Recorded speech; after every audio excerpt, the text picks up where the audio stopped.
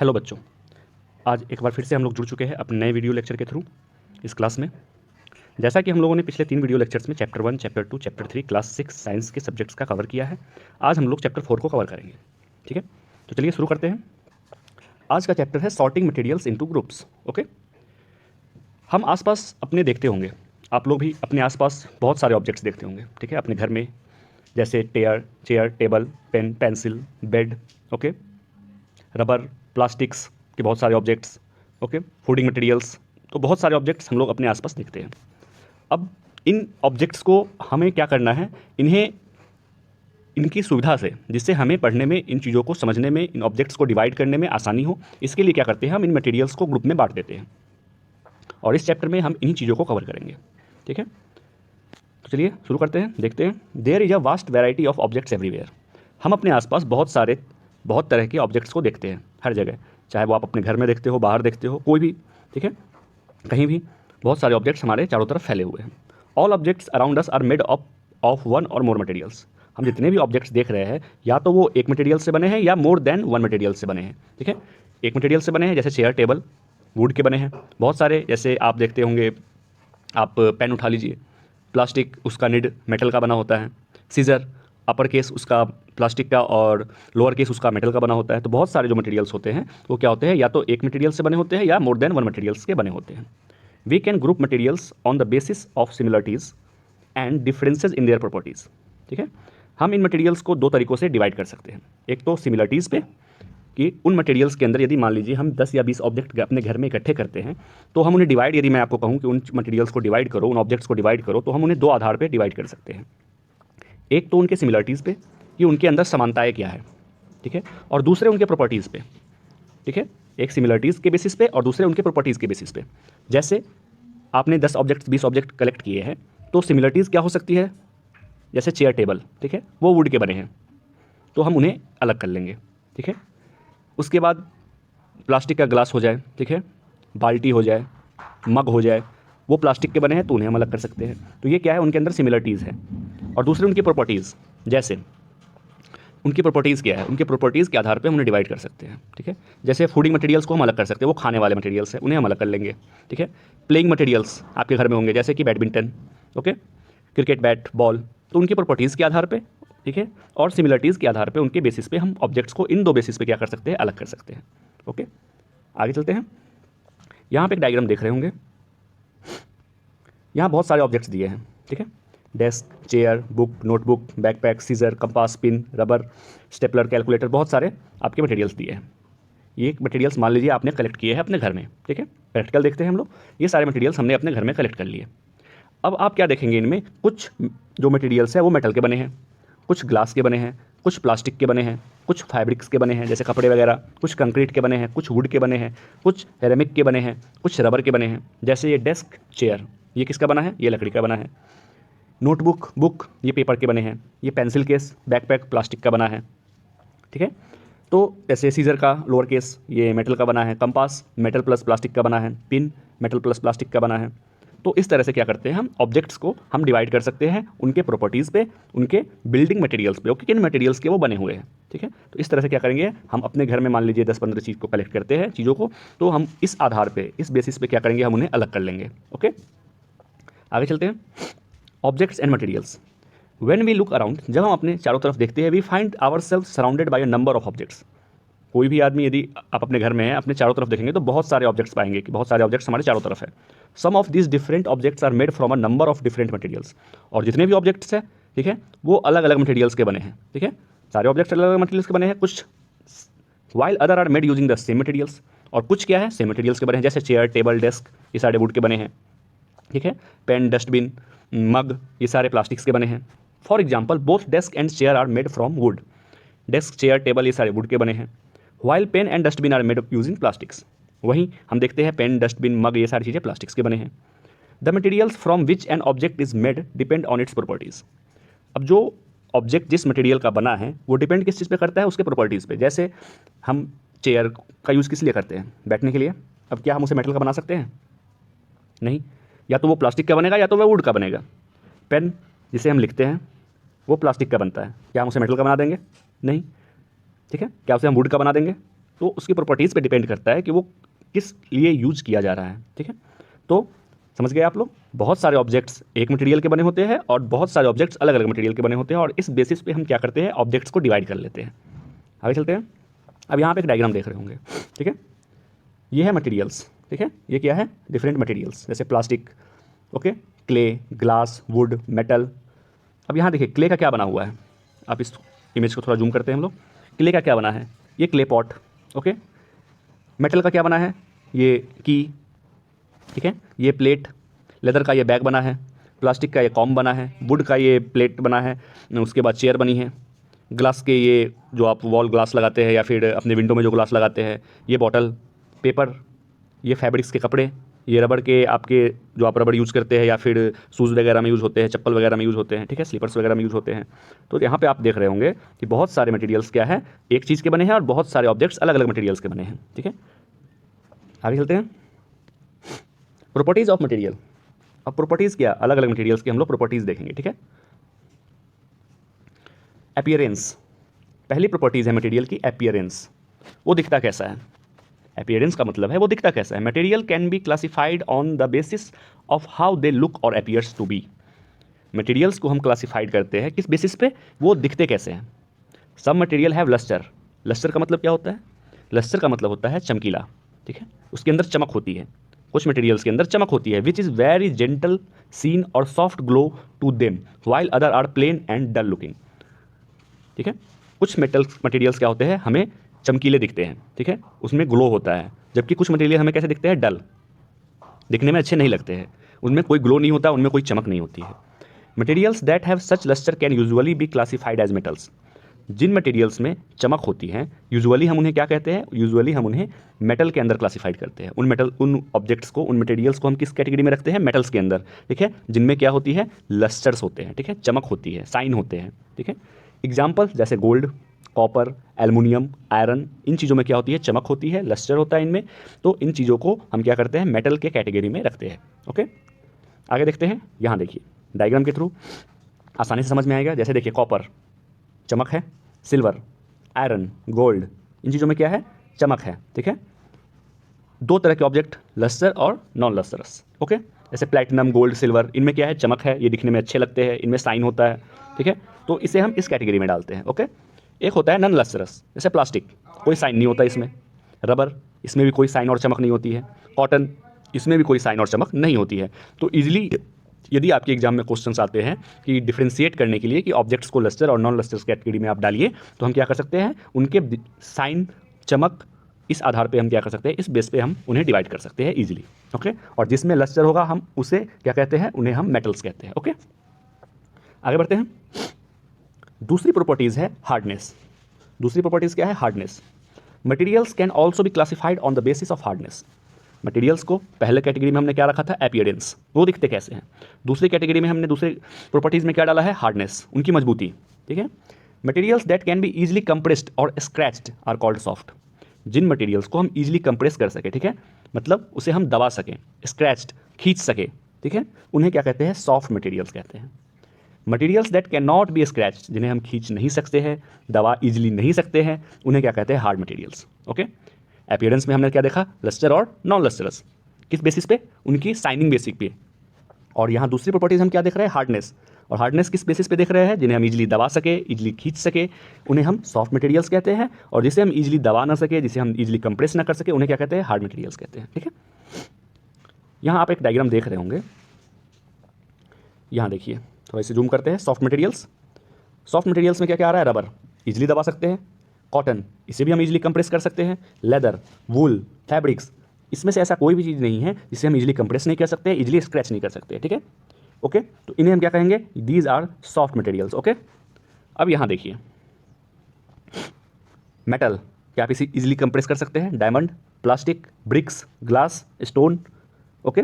Would, हम इन्हें easily compress नहीं कर सकते हैं, इजीली स्क्रैच नहीं कर सकते हैं, that's why these are in hard category, okay.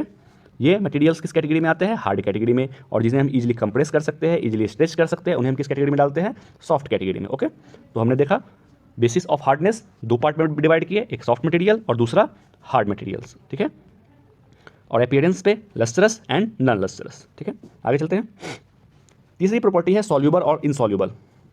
ठीक है, materials that can be dissolve in water upon stirring are said to be soluble materials.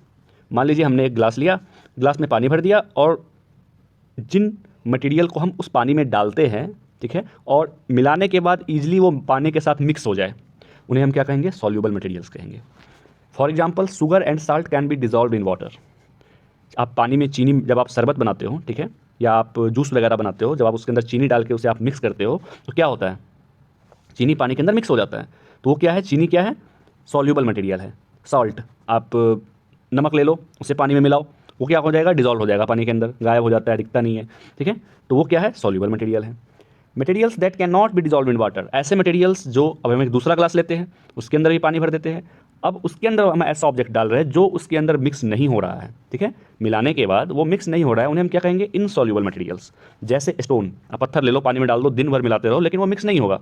ठीक है, कपड़े का टुकड़ा ले लो, पानी में डाल दो, उसे मिलाते रहो, वो मिक्स नहीं होगा। ठीक है, तो ऐसे ऑब्जेक्ट्स, मटेरियल्स जिन्हें हम इजीली पानी में डालने के बाद मिक्स करने से मिल जाए वो पानी के अंदर, ठीक है, वो घुल जाए पानी के अंदर, उन्हें हम क्या कहते हैं? Soluble materials. और जो ना घुले, जो पानी में ना मिले, उन्हें हम क्या कहते हैं? Insoluble materials. Okay, clear? अब डायग्राम के थ्रू समझ लेते हैं चीज़ों को। यहाँ देखिए, हमने क्या लिया? शुगर लिया, चीनी लिया, पानी लिया। ठीक है, अब हम इन्हें क्या करते हैं? ग्लास में मिक्स करते हैं, तो क्या हो जाता है? शुगर का सॉल्यूशन बन जाता है, शुगर मिक्स हो जाता है। ओके, मिट्टी ले लिया ढेर सारा, पानी लिया ग्लास में, अब उन्हें मिक्स करें, क्या होता है? वो धीरे धीरे गाढ़ा हो जाता है। ठीक है, वो मिक्स नहीं होता है पानी में, वो क्या होता है? कीचड़ बन जाएगा उसके अंदर, लेकिन वो मिक्स नहीं होगा। ठीक है, तो क्या होता है? इन्हें क्या कहते हैं हम? सॉल्यूबल मटेरियल, और ये क्या है? Insoluble material. ओके, आगे चलते हैं। अब चौथी प्रॉपर्टीज़ क्या है? ट्रांसपेरेंसी। ट्रांसपेरेंसी क्या होता है? देखते हैं। Objects and material which can be seen through are said to be transparent. अब कोई ऑब्जेक्ट लिया हमने, ठीक है, ओके, घर में बहुत सारे ऑब्जेक्ट्स हैं, कोई एक ऑब्जेक्ट आप उठा लो, अब उसके आर पार देखने की कोशिश करो। जिस ऑब्जेक्ट्स के आप आर पार देख सकते हो, वो ऑब्जेक्ट क्या कहलाते हैं? Transparent object. जैसे ग्लास, ठीक है, आप जैसे आपके विंडो में जो ग्लास लगा होता है, आप उसके आर पार देख पाते हो। ठीक है, तो ग्लास क्या है? ट्रांसपेरेंट ऑब्जेक्ट है। क्लियर वाटर, पानी के आर पार आप देख लेते हो। कुछ प्लास्टिक भी है, ठीक है, कुछ प्लास्टिक्स भी ट्रांसपेरेंट होते हैं। ठीक है, तो जिन ऑब्जेक्ट्स के, सिंपल वर्ड में इसका मतलब यही है, जिस ऑब्जेक्ट्स की हम आर पार इजीली देख सकें, ठीक है, उसे क्या कहते हैं? Transparent object. Okay, objects and material through which things can be seen but only partially are called translucent. Okay, कुछ ऑब्जेक्ट्स आप लोगे, ओके, जैसे कुछ ऑब्जेक्ट्स हमने लिए और हमने ईजिली आर पार देख पा रहे हैं, उन्हें हम क्या कहते हैं? ट्रांसपेरेंट कहते हैं। कुछ ऑब्जेक्ट्स हमने लिए और हम क्या कर रहे हैं? उसके आर पार देखने की कोशिश कर रहे हैं, लेकिन क्लियर नहीं दिखाई दे रहा है, वो थोड़ा ब्लर दिख रहा है। जैसे बटर पेपर, एक पेपर लो, आप प्लेन पेपर लो और उस पर क्या करो? बटर लगा दो, घी लगा दो, ऑयल लगा दो, और उसके आर पार देखने की कोशिश करो। ठीक है, तो क्या होता है? वो थोड़ा दिखता है, लेकिन वो थोड़ा धुंधला दिखता है, ब्लर दिखता है। ठीक है, तो वैसे ऑब्जेक्ट्स को क्या कहते हैं हम लोग? ट्रांसलूसेंट ऑब्जेक्ट कहते हैं। फ्रॉस्टेड ग्लास, ओके, जैसे आप विंडो का ग्लास देखते हो, ठीक है, पानी पीने वाला ग्लास देखते हो, उनको तो हमने ट्रांसपेरेंट की कैटेगरी में डाला, लेकिन कुछ ऐसे ग्लास जो जिस पे डिज़ाइन बने हो, ठीक है, ठीक है, या फिर उस पर पेंटिंग, मतलब कुछ डायग्राम वगैरह बने हो, आप उसके आर पार देखने की कोशिश करोगे तो क्या होता है? वो ब्लर दिखता है, क्लियर चीज़ें उस पार की नहीं दिख रही हैं। तो ऐसे ऑब्जेक्ट्स जिनके आर पार हम क्लियर नहीं देख सकते हैं, ठीक है, वो थोड़ा ब्लर दिखता है, उन्हें हम ट्रांसलूसेंट ऑब्जेक्ट्स के कैटेगरी में डालते हैं। एक तीसरी कैटेगरी है, ठीक है, objects which can not be seen through are known as opaque object. ठीक है, अब तीसरी कैटेगरी क्या है? कुछ ऑब्जेक्ट्स ऐसे होंगे जिनको आप ले लो और उनके आर पार देखने की कोशिश करो, जैसे कि वुड, मेटल, उनके आर पार आप बिल्कुल नहीं देख सकते हो, कुछ नहीं दिखाई देगा। ठीक है, तो ऐसे ऑब्जेक्ट्स को हम क्या कहते हैं? Opaque object. ओके, हमने 3 कैटेगरी देखा, एक बार सही से समझ लेते हैं, एक बार और अच्छे से समझ लेते हैं। पहला ट्रांसपेरेंट। ओके, ट्रांसपेरेंट में हमने क्या देखा? जिस ऑब्जेक्ट्स के आर पार हम अच्छे से देख ले, ठीक है, उन्हें हम किस कैटेगरी में डालें? ट्रांसपेरेंट कैटेगरी में डालते हैं। ओके, दूसरी कैटेगरी हमने क्या देखा? ट्रांसलूसेंट। जिस ऑब्जेक्ट्स के आर पार हमें दिखाई तो देता है, लेकिन ब्लर दिखती है चीज़ें, क्लियर नहीं दिखती है चीज़ें, उन्हें हम किस कैटेगरी में डालते हैं? ट्रांसलूसेंट ऑब्जेक्ट्स के कैटेगरी में डालते हैं। और तीसरी कैटेगरी में हमने किनको डाला? वैसे ऑब्जेक्ट्स को डाल दिया जिनके आर पार हम बिल्कुल नहीं देख सकते हैं। ठीक है, ओपेक। ठीक है, ओपेक ऑब्जेक्ट्स, उन्हें क्या कहते हैं? Opaque objects. ठीक है, तो ये प्रॉपर्टीज़, जैसे हमने फर्स्ट स्लाइड में ही हम लोगों ने देखा कि हम ऑब्जेक्ट्स को कैसे डिवाइड, मटेरियल्स को कैसे डिवाइड कर सकते हैं। तो मटेरियल्स को या तो हम उनके प्रॉपर्टीज़ पे डिवाइड कर सकते हैं, या तो उनके सिमिलरिटीज़ पे डिवाइड कर सकते हैं। ठीक है, तो वही हमने क्या देखा? पहला अपीयरेंस देखा, पहला क्या देखा हमने, अपीयरेंस देखा कि वो दिखते कैसे हैं। दूसरा हमने क्या देखा, हार्डनेस देखा कि उनकी मजबूती के आधार पे। तीसरा हमने क्या देखा, सॉल्यूबल और इनसॉल्यूबल के बेस पे। और चौथा हम लोगों ने क्या देखा, ट्रांसपेरेंसी के बेस पे। ठीक है, तो इन प्रॉपर्टीज़ के थ्रू हम क्या कर सकते हैं, अपने आसपास जितने भी मटेरियल है हम उनको ईजिली डिवाइड कर सकते हैं। ओके, डायग्राम देखते हैं। अब ये देखो, हमने क्या किया, एक टॉर्च लिया, ठीक है, एक फ्लैश लाइट ली, या आप अपने मोबाइल का फ्लैश लाइट ऑन कर लो। ठीक है, अब फ्लैश लाइट ऑन कर लिया। अब एक प्लेन पेपर ले लो, ठीक है, ग्लास ले लो, या कोई भी ऑब्जेक्ट ले लो। ठीक है, जब हम फ्लैश लाइट ऑन करते हैं और हम क्या करते हैं, उस ऑब्जेक्ट्स पे लाइट हमने डाला, यदि लाइट उस पार ईजिली स्कैटर हो गई, उस पार ईजिली चली गई, और लाइट यदि पासेज हो जाती है उस ऑब्जेक्ट्स के, तो हम उन्हें क्या कहेंगे, हम उस ऑब्जेक्ट्स को ट्रांसपेरेंट के कैटेगरी में डालेंगे। ओके, उस ऑब्जेक्ट्स को हम किस कैटेगरी में डालेंगे, ट्रांसपेरेंट के कैटेगरी में हम उसे ऑब्जेक्ट को डाल देंगे। हम अब दूसरा ऑब्जेक्ट उठाते हैं, हमने फिर फ्लैश ऑन किया। अब क्या देख रहे हैं, all lights doesn't passes through that object, कुछ लाइट पास हो रहे हैं, सम लाइट पासेस थ्रू। उन ऑब्जेक्ट्स को हम किस कैटेगरी में उठा कर डाल देंगे, ट्रांसलूसेंट के कैटेगरी में डाल देंगे। हमने तीसरा ऑब्जेक्ट उठाया, ओके, फिर हमने फ्लैश ऑन किया। अब हम देख रहे हैं लाइट बिल्कुल भी पास नहीं हो रही है इस ऑब्जेक्ट से। उन ऑब्जेक्ट्स को क्या करेंगे, ओपेक की कैटेगरी में डाल देंगे। ठीक है, उन ऑब्जेक्ट्स को हम ओपेक के कैटेगरी में डाल देंगे। मान लीजिए आपने 10 ऑब्जेक्ट कलेक्ट किए हैं अपने घर में, ठीक है, सबके आप फ्लैश ऑन कीजिए और सबके थ्रू आप लाइट पास करवाइए, और जिससे लाइट पास हो जाए उसको आप 3 बॉक्स बनाइए, ट्रांसपेरेंट, ट्रांसलूसेंट और ओपेक की। जिससे लाइट पास हो जा रही है उसको आप, उस ऑब्जेक्ट को आप ट्रांसपेरेंट के बॉक्स में डाल दीजिए। जिससे लाइट फुली पास नहीं हो पा रही है, कुछ लाइट पास हो रही है, आप उसे ट्रांसलूसेंट के बॉक्स में डाल दीजिए, और जिससे लाइट बिल्कुल पास नहीं हो रही है उसे आप ऑब्जेक्ट के बॉक्स में डाल दीजिए। ठीक है, तो प्रॉपर्टीज़ के आधार पे हमने क्या किया, बेस पे क्या किया, हमने ऑब्जेक्ट्स को बांट दिया। ठीक है, आगे चलते हैं। तो ये हो गई आपका प्रॉपर्टीज़ के थ्रू हमने क्या किया, ऑब्जेक्ट्स को बांट दिया। ठीक है, क्लियर, चीज़ें समझ में आ गई होंगी आप लोगों को। Why do we need to group objects, हमने ऑब्जेक्ट्स को तो ग्रुपिंग कर दी, किन बेसिस पे, अपीयरेंस के बेसिस पे बांट दिया, हार्डनेस के बेसिस पे बांट दिया, सॉल्यूबल और इनसॉल्यूबल के बेसिस पे बांट दिया, और ट्रांसपेरेंसी के बेसिस पे बांट दिया। लेकिन व्हाई, क्यों बांटा, क्यों ज़रूरत है ऐसा करने की। ठीक है, हम अब ये देखेंगे कि हमने बांटा क्यों। वो तो ऑब्जेक्ट्स तो नहीं कह रहे थे कि हमें बांटो, लेकिन हमने क्यों बांटा। कन्वीनियंस टू स्टोर, बांटने का सबसे पहला प्रॉफिट क्या है कि हमें उन्हें स्टोर करने में आसानी होती है। We often group objects in order to store similar objects together in order to make locating them easier in the future. Okay, हम ऑब्जेक्ट्स को क्यों बांटते हैं, क्योंकि हमें उन्हें स्टोर करने में आसानी हो। जैसे किचन में हम क्या अपने बेडरूम में मसालों को रखते हैं, नहीं, मसालों को कहाँ रखते हैं, किचन में, क्योंकि हमें उनकी यूज़ कहाँ होंगी, किचन में, खाना बनाने में उनका यूज़ होगा। ठीक है, साबुन को, शैम्पू को आप किचन में डालते हो, नहीं, हम उन्हें कहाँ डालते हैं, बाथरूम में डालते हैं, वॉशरूम में डालते हैं। क्यों, क्योंकि उनका यूज़ कहाँ है, बाथिंग में, हैंड वॉश में। ठीक है, तो स्टोर हम क्यों करते हैं, ऑब्जेक्ट्स को अलग अलग कैटेगरी में हमने क्यों बांटा है, क्योंकि हमें उन्हें स्टोर करने में आसानी हो। ठीक है, कन्वीनियंस टू स्टडी, उनके स्टडी को करने में, उन ऑब्जेक्ट्स के बारे में पढ़ने में, समझने में उन ऑब्जेक्ट्स को हमें आसानी हो, इसलिए भी हम बांटते हैं। We also group objects so that it becomes easy for us to study their features as well as the pattern of this feature. हम दूसरी तरह से क्यों बांटते हैं, हमने बांटा क्यों ऑब्जेक्ट्स को, पहले तो इसलिए बांटा, पहला रीज़न तो ये था कि हमें स्टोर करने में आसानी हो। ठीक है, स्टोर करने में ऑब्जेक्ट्स को आसानी हो। दूसरी बात, हमें उनकी फीचर्स को स्टडी करने में आसानी हो। जैसे मान लीजिए हमने किचन में मसालों को डाला है, ठीक है, वॉशरूम में हमने शैम्पू, सोप, हैंड वॉश, इन चीज़ों को डाला है। ठीक है, अपने स्टोर रूम में हमने cricket bat, badminton, wickets, ball, इन चीज़ों को डाला है। तो क्यों डाला है, स्टडी करने में हमें आसानी हो। ठीक है, उनके फीचर्स को पता करने में, जैसे कि बैडमिंटन, बॉल, विकेट्स यदि स्टोर रूम में रखे हुए तो हमें पता चलता है कि इनकी यूज़ क्या है, इनका यूज़ प्लेइंग में है। मसालों को हमने किचन में डाला है तो हमें पता चलता है इनका यूज़ कहाँ है, इनका यूज़ फूडिंग मटेरियल्स को बनाने में है। ठीक है, तो इसलिए हम क्या करते हैं, ऑब्जेक्ट्स को अलग अलग ग्रुप में डालते हैं। ठीक है, तो इस तरह से हमारा आज का वीडियो लेक्चर खत्म होता है। लास्ट में यही कहूँगा, thanks for watching this video, like this video, share this video and please subscribe my channel. Okay, thanks, फिर मिलते हैं एक नए वीडियो लेक्चर के साथ। ओके, तब तक के लिए well wishes all of you, अपनी पढ़ाई आप लोग जारी रखें। Thank you.